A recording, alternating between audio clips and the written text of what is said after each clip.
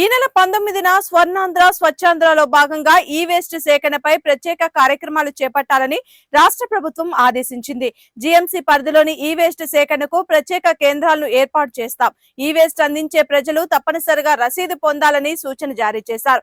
CRDA చేపట్టిన inner ring road phase 3 విస్తరణ పనుల్లో భాగంగా స్వర్ణభారతి నగర్ లో ప్రభావితమయ్యే ఆక్రమణదారులు ఇప్పటికే ఇంటి పట్టాలు ఇచ్చామని, ఇళ్లకు చట్ట ప్రకారం నష్టపరిహారం అందిస్తామని తెలిపారు. రాష్ట్ర ప్రభుత్వం ఆస్తి పన్ను బకాయిలు ఏకమొత్తంగా చెల్లిస్తే వడ్డీపై 50% రాయితీ, ఈ ఏడాది పన్నంతా ఒకేసారి చెల్లిస్తే పన్నుపై 5% రాయితీ ఈ నెలాఖరు వరకే ఉన్నందున నగర ప్రజలు సద్వినియోగం చేసుకోవాలని సూచించారు. ప్రతిష్టాత్మకంగా స్టార్ట్ చేసినటువంటి ప్రోగ్రాం స్వర్ణాంధ్ర స్వచ్ఛాంధ్ర. ఈ ప్రోగ్రాంలో భాగంగా గౌరవ ముఖ్యమంత్రి గారు, గౌరవ డిప్యూటీ సీఎం గారు రూరల్ ఏరియా వారు చూస్తున్నారు ప్రత్యేకంగా. వీరి యొక్క ఆధ్వర్యంలో స్వర్ణాంధ్ర సాధించాలంటే స్వచ్ఛాంధ్ర ఉండాలి అని చెప్పేసి ఒక నినాదంతో ఈ సంవత్సరం జనవరి నుండి ప్రతి నెల 3వ శనివారం ఒక థీమ్ తీసుకొని ఆ థీమ్ బేస్డ్ యాక్టివిటీస్ ఇటు ప్రజలు, ప్రభుత్వ అధికారులు, తర్వాత అనేక మంది స్టేక్ హోల్డర్స్ ఇన్వాల్వ్ అయి చేసుకుంటూ వస్తున్నారు. దీనిలో భాగంగా మనకి ఈ నెల 19వ తేదీ అంటే ఎల్లుండి జరిగే ప్రోగ్రాంకి ఈ వేస్ట్ సంబంధించినటువంటి మేనేజ్మెంట్కి సంబంధించినటువంటి ప్రోగ్రామ్ టేకప్ చేయడం జరుగుతుంది. ఈ వేస్ట్ అంటే మన దగ్గర ఎలక్ట్రానిక్ ఐటమ్స్ ఏవైతే ఉన్నాయో అవన్నీ కూడా ప్రాపర్ మెకానిజం, ప్రాపర్ టెక్నికల్గా డిస్పోజ్ చేసుకోవాలి. ఇప్పుడు ఉదాహరణకి సెల్ ఫోను అలాగే ఇది ఉంది, ఇది పాడైపోయింది అనుకో, ఈ మౌస్ కానీ లేకపోతే సెల్ ఫోన్ కానీ, మనం ఏం చేస్తాం, సరే బయటపడేయటానికి ఇష్టపడం, ఎందుకంటే కొంచెం డబ్బులు పెట్టి ఖర్చు పెట్టి కొనుక్కొని ఉంటాం. కానీ ఇవి మన దగ్గర ఉంచుకోవడం అంత శ్రేయస్కరం కాదు. అట్ ది సేమ్ టైం బయట ఎక్కడ పెడితే అక్కడ వేసినా అవి ఎన్విరాన్మెంట్కి హానికరంగా ఉంటాయి. అందుకని ఇది ప్రాపర్ మెకానిజం తోటి వీటిని డిస్పోజ్ చేయాలి.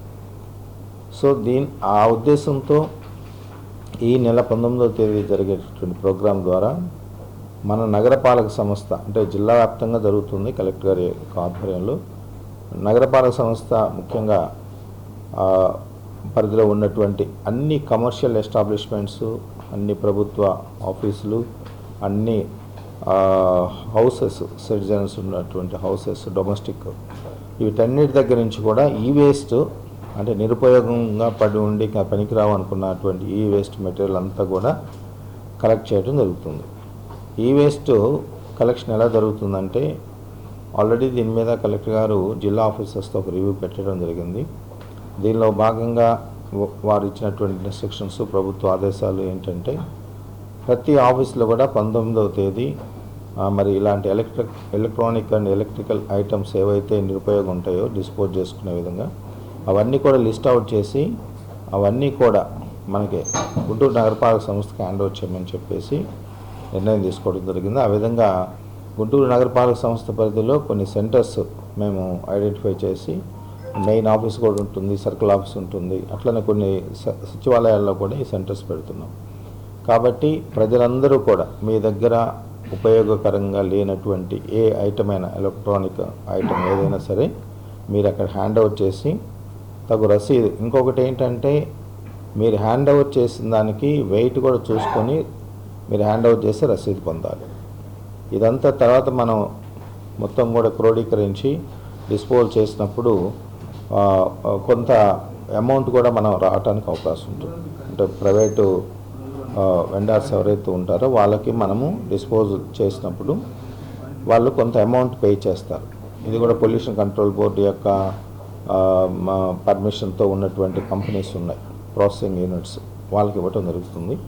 కాబట్టి ప్రజలందరూ, ఇటు అధికారులు, ప్రభుత్వ ఉద్యోగులతో పాటు ప్రజలందరూ కూడా ఈ అవకాశాన్ని సద్వినియోగం చేసుకొని మీ దగ్గర ఉన్నటువంటి ఈ వేస్ట్ మెటీరియల్ అంతా కూడా ఇటు జిఎంసీ మెయిన్ ఆఫీస్ కానీ, సర్కిల్ ఆఫీస్ కానీ, అదే మాదిరిగా మనము కొన్ని ఏరియాస్, విలేజ్ సెక్రటేరియట్స్లో కొన్ని ఏరియాస్లో మనం సెంటర్స్ పెట్టుకుంటున్నాం.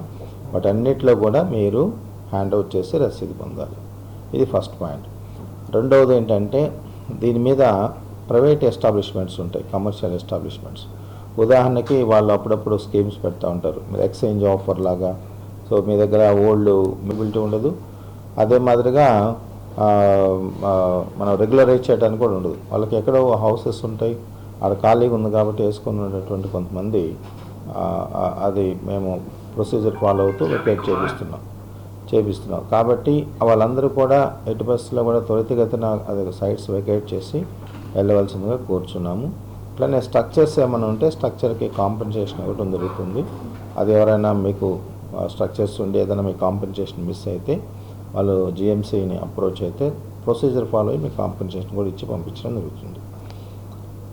తర్వాత ఈ ప్రాపర్టీ ట్యాక్స్ మీ అందరికీ తెలుసు. లాస్ట్ ఫైనాన్షియల్ ఇయర్లో మరి లాస్ట్ మంత్లో 50% ఇంట్రెస్ట్ వేవర్ ఇవ్వటం జరిగింది. సరే, ప్రభుత్వం మరి సానుకూలంగా స్పందించి ఈ నెల అంటే ఏప్రిల్ 1 వరకు 30th వరకు కూడా 50% ఈ ట్యాక్స్ వేవర్ ఏదైతే ఉందో అది కంటిన్యూ చేస్తూ ఉత్తర్వులు ఇచ్చారు. ప్రజలందరూ ఈ అవకాశాన్ని సద్వినియోగం చేసుకోవాలి. దీంతోపాటు మరి ఎర్లీ బోర్డ్ ఆఫర్ ఏదైతే 5% డిస్కౌంట్ ఉంటుందో ఎవ్రీ ఇయర్ ఏప్రిల్లో కట్టుకున్న వాళ్ళకి, అది అదనంగా కూడా ఫెసిలిటీ ఉంటుంది. కాబట్టి ఈ 2 అవకాశాలని ప్రజలు ఉపయోగించుకొని ప్రాపర్టీ ట్యాక్స్ పేజ్ చాలా ఉన్నాయి నగరంలో, చాలా ఉన్నాయి. ఇవన్నీ కూడా డ్రైవ్ పెట్టబోతున్నాం. డ్రైవ్ పెట్టి ఏదైతే ఆథరైజ్డ్గా మనకి జిఎంసీకి కట్టాల్సినటువంటి ఛార్జెస్ కడుతున్నారో వాళ్ళే మాత్రమే ఉంచడం జరుగుతుంది. మిగతా అన్నీ కూడా అనాథరైజ్డ్ డిస్ప్లే బోర్డ్స్ రిమూవ్ చేయించడం జరుగుతుంది. కనుక అనాథరైజ్గా ఎవరైతే పెట్టారో వాళ్ళందరూ వాలంటీర్గా తీసుకుంటే ఆ మెటీరియల్ వాళ్ళు స్పాయిల్ అవ్వకుండా ఇబ్బంది లేకుండా ఉంటుంది. అదర్వైజ్ జిఎంసీ టేకప్ చేసి డ్రైవ్ మోడ్లో మొత్తం తీసుకొని వెళ్ళిపోవడం జరుగుతుంది. ఇది చూసుకోవాలి.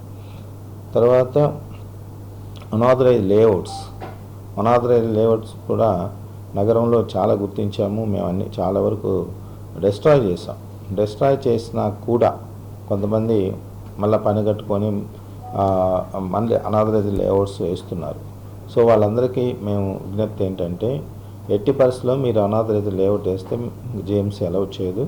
ప్రభుత్వానికి కట్టాల్సినటువంటి రుసుములు అవన్నీ సకాలంలో చేసుకొని నామ్స్ ప్రకారం మీరు పర్మిషన్ తీసుకొని కట్టుకోవాలి తప్పితే, లేఅవుట్లు వేసుకోవాలి తప్పితే అనాథరైజ్డ్ కన్స్ట్రక్షన్స్ కానీ అనాథరైజ్డ్ లేఅవుట్స్ కానీ ఎట్టి పరిస్థితుల్లో కూడా ఉపేక్షించేది లేదని తెలియజేస్తున్నాం.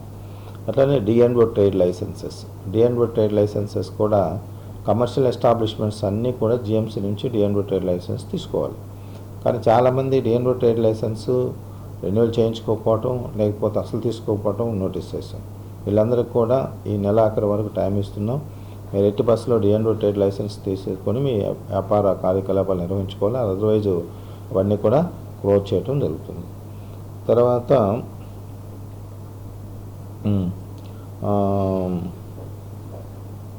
అండర్ అసెస్మెంట్స్, ప్రాపర్టీస్లో కూడా అండర్ అసెస్మెంట్స్ ఉన్నాయి. అంటే ఉండాల్సిన దానికంటే తక్కువ మెజర్మెంట్స్తో రికార్డులో ఉండటం, తర్వాత ఒక ఫ్లోర్ వేసుకోవడం, ఒక రూమ్ వేసుకోవడం, ఇవన్నీ కూడా ఉన్నాయి. ఇవన్నీ కూడా మేము డ్రైవ్ చేస్తున్నాము.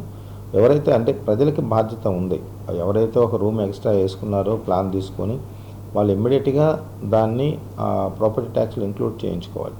బట్ అన్ఫార్చునేట్ ఏంటంటే వాళ్ళు రావట్లేదు, అది అట్లనే కంటిన్యూ అవుతున్నాయి. మా రెవెన్యూ స్టాఫ్ కూడా ఎక్కడైనా మిస్ అయితే అవి మనం తీసుకురాని పరిస్థితి. అందుకని ఇది కూడా ఒక డ్రైవ్ మోడ్లో వెళ్తున్నాం. అన్అసెస్డ్, అండర్ అసెస్డ్. అన్అసెస్డ్ అంటే అసలు ట్యాక్స్ అసలు పూర్తిగా వేయలేదు ఒక ఇంటికి. అలాంటి అండర్ అసెస్డ్ అంటే ఉండాల్సిన దానికంటే తక్కువ ఉన్నాయి. ఇవన్నీ కూడా నోటీస్ చేస్తున్నాము. ఇవి కాకుండా unauthorized tap connections, water tap connections meters కూడా అనాథరైజ్డ్గా పెట్టుకొని కొంతమంది ఎంజాయ్ చేస్తున్నారు. మరి అది ఎంతవరకు కరెక్ట్ నాకు తెలీదు. వాళ్ళు అలా చేయకూడదు, చట్ట ప్రకారం అది శిక్ష పడుతుంది. కాబట్టి మేము ఇవన్నీ కూడా మా దృష్టికి వచ్చినవన్నీ కూడా అనాథరైజ్డ్గా ఉన్నాయన్నీ కూడా ట్యాప్ కనెక్షన్ చాలా వరకు డిస్కనెక్ట్ చేశాము. ఇంకా ఉన్నాయని మా దృష్టికి వస్తుంది. అందుకని దీని మీద కూడా ఒక డ్రైవ్ తీసుకుంటున్నాము. డ్రైవ్ తీసుకొని ఇవన్నీ కూడా రిమూవ్ చేయించడం జరుగుతుంది. తర్వాత బిల్డింగ్ ప్లాన్స్ కూడా ఒక రకంగా తీసుకొని ఇంకొకలాగా కట్టుకుంటున్నారు. ఇప్పుడు అంతిమంగా ఏంటంటే నష్టపోయేది ఎవరైతే ఓనర్ ఉంటారో బిల్డింగ్ కట్టుకోవాలని వాళ్ళు నష్టపోతారు. మీకు ఏమైనా సరే టీడీఆర్ బాండ్స్ ద్వారా కొంత వెసులుబాటు ఉంటుంది. అలాంటివి చేసుకుని లేదా 10% లోపు డీవియేషన్స్ ప్రభుత్వమే అంగీకరిస్తుంది. ఇలాంటివి ఏమైనా చేసుకొని ఎక్స్ట్రా ఫీజులు పెడితే కట్టుకొని చేసుకోవాలి తప్పితే ఇలా ఒక ప్లాన్ తీసుకొని ఇంకొక 4 ఫ్లోర్లు తీసుకొని 5 ఫ్లోర్లు వేసుకోవడం, 6 ఫ్లోర్లు వేసుకోవడం, ఇట్లా ఇవన్నీ కూడా కరెక్ట్ కాదు. సో ఇట్లా కొన్ని వయలేషన్స్, తర్వాత కొన్ని ప్రజలు సహకరించాల్సిన విషయాలు, కొన్ని వ్యాపారస్తులు సహకరించాల్సిన విషయాలు, తర్వాత ప్రజలు అంటే అధికారులుగా మేము కొంత లీడ్ తీసుకొని కొంచెం యాక్టివ్గా ముందుకెళ్లాల్సిన అంశాలు ఇవన్నీ కూడా మీతో డిస్కస్ చేయడం జరిగింది. వీటి పట్ల ప్రజలు అప్రమత్తంగా ఉండి ఎప్పటికప్పుడు జిఎంసీ అధికారులకు